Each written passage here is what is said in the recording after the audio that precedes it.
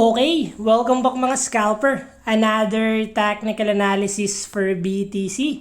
And wag na nga nating patagalin pa. Daily time frame is another red candle but below average yung volume. And silipin natin yung possible scenario sa lower time frame. Kung makikita natin sa 4 hours time frame, BTC is forming falling wedge.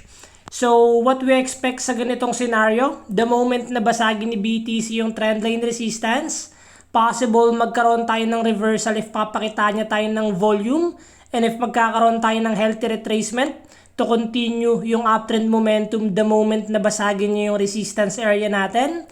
But kung makikita natin sa lower time frame, BTC is trying to gain momentum first higher low, but masyado pang mahina yung volume. Titingnan natin kung magkakaroon tayo ng another rejection sa resistance. And the moment na basagin yung trendline support, still continuation ng downtrend momentum yung mangyayari. But currently, good sign nagkaroon tayo ng chart pattern kay BTC.